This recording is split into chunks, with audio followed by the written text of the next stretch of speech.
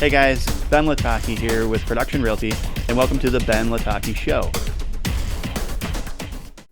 One of the first topics I wanted to talk about, I get this question a lot, is the getting your real estate license and the how that works, right? What is the timeline there on launching a career? And it's in Michigan. We get our real estate license and then we join the Association of Realtors. Those are kind of like our two big hurdles to really get started. You take the classes, which is about a 40-hour class, so 1 week. You can do those online or in person. So you can bang that out pretty quick. $300-400 for the education. So not a lot of money output as you compare it to other classes and careers. Then you pass the state exam to get your real estate license. I know that can be challenging. That test keeps getting harder and harder. We have more and more agents that are taking it twice, maybe 3 times to pass it. But it's passable, right? And I can help coach and train you through some of those questions if you run into those issues. So the next thing is joining the Association of Realtors. Now, this is a key part to the career. Real estate's different than any other sales career that I know of. In a real estate career, I can sell my competition's product, and my competition can sell my product. Okay, so let's say I'm a production realty agent, and a property is listed by another firm in town. I have every right to go show that property, write an offer, and hopefully sell that property, right?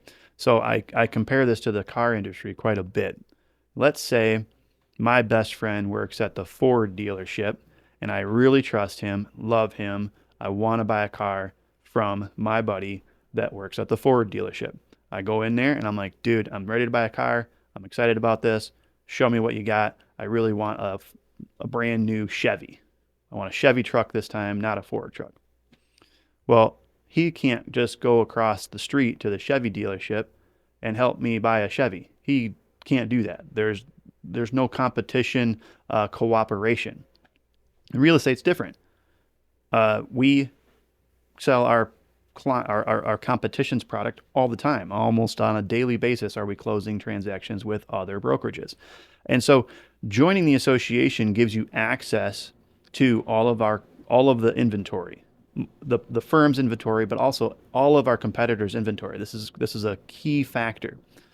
Now, imagine the Chevy dealership and the Ford dealership start to work together. They start to cross the street and sell each other's cars. We're gonna have to police that somehow, right? There's gonna have to be some agreements in place. How we're compensating each other, what we can and can't say about each other. So all kinds of, imagine there'd have to be a lot that goes into that, right?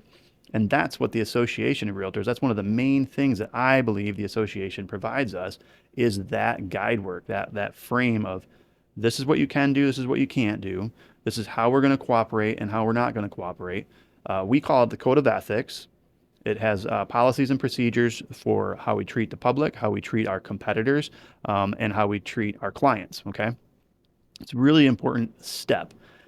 It does cost money to join the association, but it also costs money to run an association and to police all of these agreements.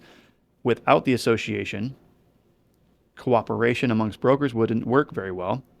And without cooperation amongst brokers, the consumer would be hurt. The buyer and seller would be pigeonholed into buying only the product that the broker has listed. They wouldn't be able to select from all the listings. So the way this system works is really good for the consumer.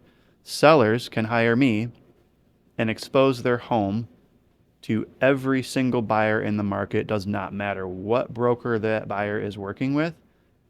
It's full exposure.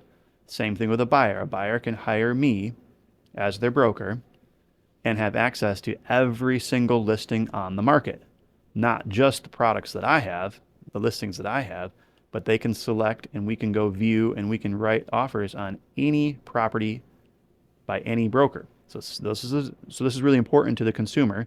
It's really important to the way we do our business too, especially as a small business owner. small, non-franchised, independent firm here in town, we want to compete with the big box stores and offer those products to our clients.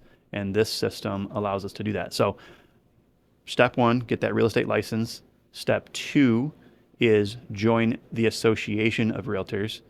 Step three, well, two or three, is pick a broker to work for. As a brand new licensed agent, you need to work for a broker. So that's my job. I'm the broker. I help coach and train the agents on this process. Okay. So those are your big three hurdles. I'd say put aside $3,000, maybe $4,000 to do all of those things and to launch the career. There's going to be some signs and business cards, and there's some marketing that goes into launching this career.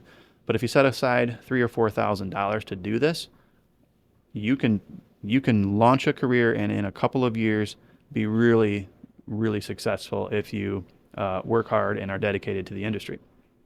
So what do those first 2 years look like? The very first year, I have some significant goals for all of my brand new agents. I have a first 30 days, first 60 days, and first 90 days checklist.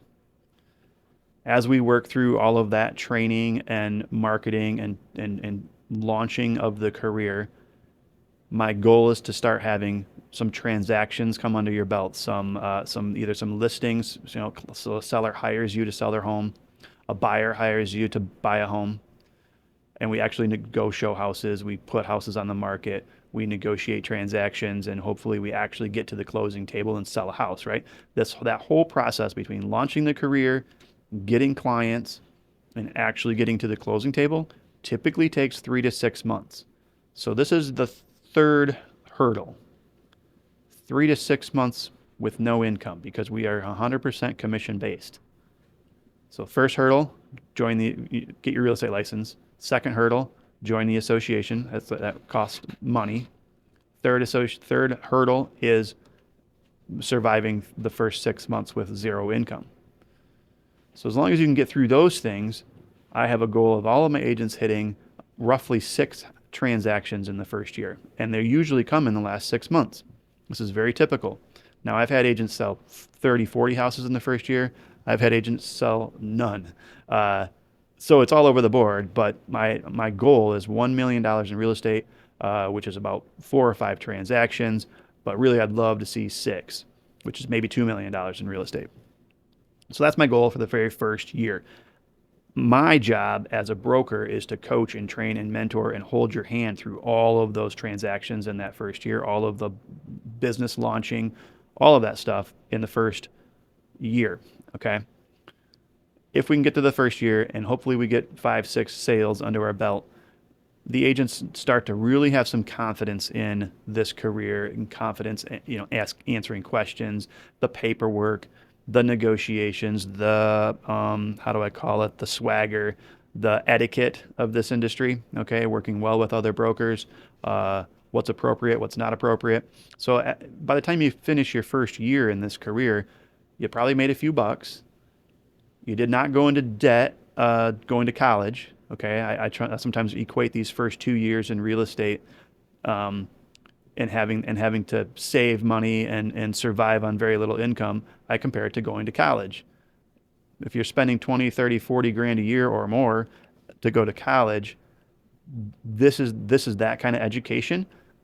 But a lot of times, instead of going in debt with student loans, you actually make some money. So it's really kind of win-wins. I love the real estate career. Like I said, it's been really, really good to me and my family.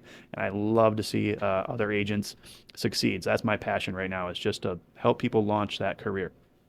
So after the first year, okay, you're in your second year. I, as a broker, tend to step back a little bit.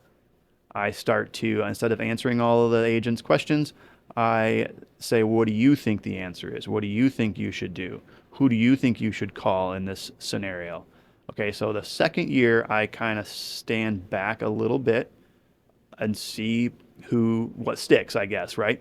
And try to fill in the holes as I see them. So if I see an agent struggling with lead generation, okay, let's talk about lead generation. Or they have no problem generating leads, but they're having trouble converting them into clients. Those kind of things, right?